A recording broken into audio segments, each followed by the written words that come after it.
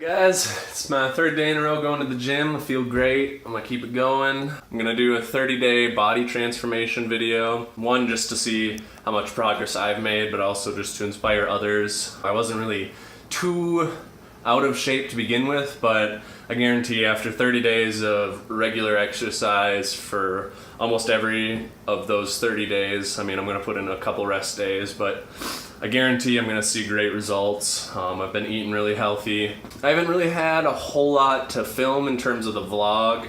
Now that I'm kind of settled and it's the weekday, most people are working and I'm on a mission to find a job because I don't have anything lined up yet, and I need to get some income lined up here before all my funds get depleted. I should be good for a good few months if I don't find anything, but the sooner the better. So I'm gonna get on that all day today. It's my birthday on Friday, so I'm sure there'll be some exciting things. I think we're gonna grill out with a bunch of friends and then go out on the town for the evening, and then Saturday we're going to Big Sky. I'm gonna go skiing for the first time in like 7 years at Big Sky. It's called Gaper Day. I guess it's similar to Spring Fling in Duluth Spirit Mountain, where everyone just dresses up really crazy and just goes and skis all day. And so I'm really excited for that. Haven't skied in a long time, and I heard that Big Sky is just bigger than anything you've ever seen. It's like unbelievable when you're up there. So I'll definitely get some good footage from up there, and it'll be a blast. So I hope you guys can enjoy it with me. Hey guys, I'm sitting here just taking a break from job searching, and I'm reading this book, How to Win Friends and Influence People by Dale Carnegie.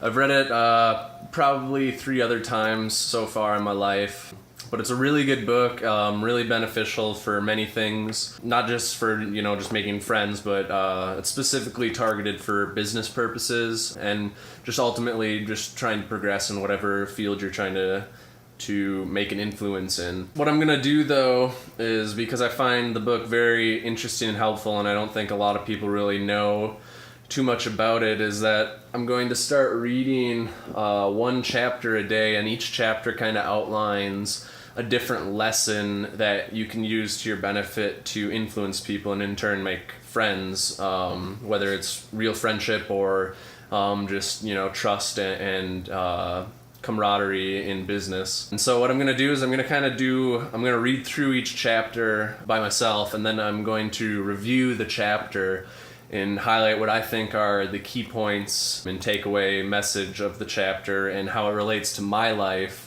and maybe even your life as well, and how you can use that to your benefit. This first chapter is titled, "If You Want to Gather Honey, Don't Kick Over the Beehive." Beginning of the chapter, Carnegie brings up a few examples from history with gangsters such as Al Capone, Two Gun Crowley, and the like, and how when they were caught, they didn't believe that they were bad men. They honestly believed deep down that they weren't bad people. People like Al Capone consider themselves benefactors for society, and that they may have provided some good to society, but just the way that they were providing that good through crime and violence in turn kicked over their own beehive. That just brought on a realm of criticism and judgment towards them, which ultimately led them getting caught and imprisoned.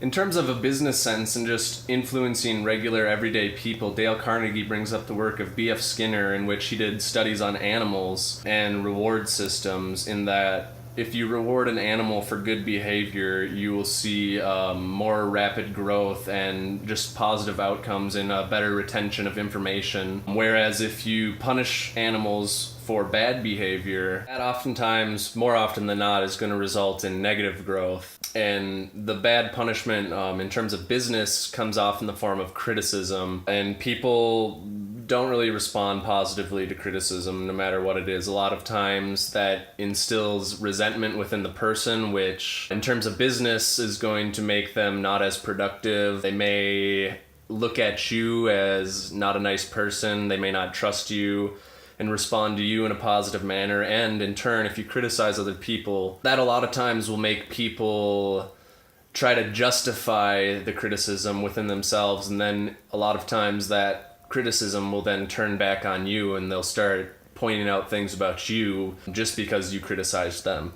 Carnegie mentions that as much as we thirst for approval, we dread condemnation. The resentment that criticism brings about demoralizes employees, friends, and family, and oftentimes doesn't even correct the behavior that you were criticizing in the first place. This is specifically important to me being in the safety field because I generally deal with a lot of factory employees and construction workers and laborers who are responsible for wearing personal protective equipment such as hard hats and things like that. And a lot of times these tradesmen do not like to wear these things because they haven't been doing it their whole life, and the growing safety field now requires them as regulations, and it just overall protects their safety. But if I were to sit there and criticize these men and women about their use of hard hats, a lot of times they wouldn't listen to me, or when I'm gone they would just go back to their old ways. Whereas if I took a different approach and tried to cater to their needs, whether the hard hats are uncomfortable, or find out why they aren't wearing the hard hats rather than just tell them that they need to and make them seem like the bad person, I'm going to have much more positive results and in the long run. He says that criticisms are like homing pigeons. They always return home. So let's realize that when we're going to correct or condemn someone, they will probably justify himself or herself and condemn us in return. He also references President Lincoln and the Battle of Gettysburg. On July 4th, 1863, essentially General Lee of the South's army was defeated and weak, and they were retreating, and President Lincoln ordered General Meade to attack his troops. But ultimately, General Meade didn't listen to President Lincoln, and General Lee escaped, and the war went on for a long time. Lincoln, who was very disappointed in General Meade, sat down and wrote a really angry letter criticizing and condemning General Meade.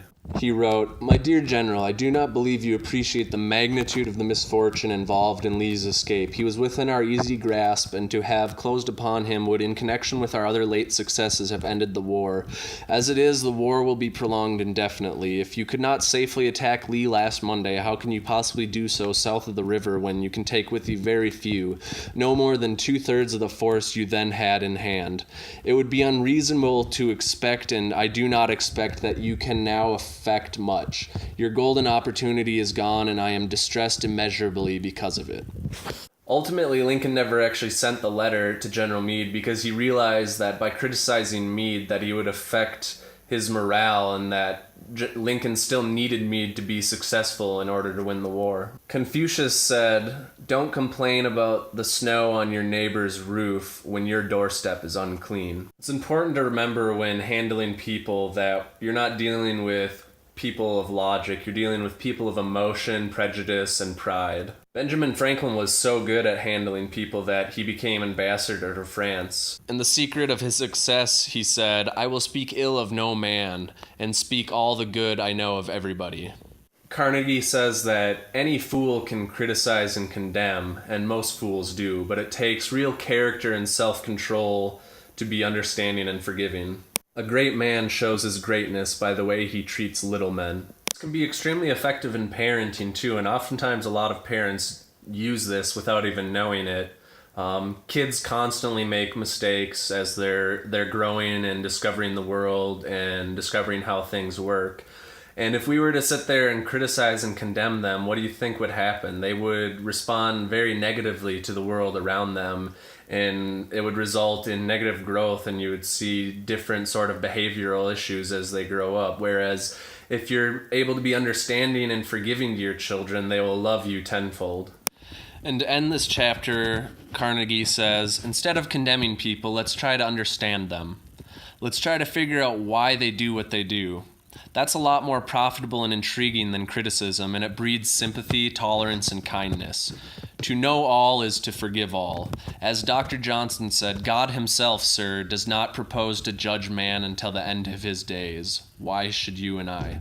And I challenge everybody to take a whole day and practice this idea. Go through your whole day controlling yourself to avoid criticizing anybody and just observe how they respond differently to you.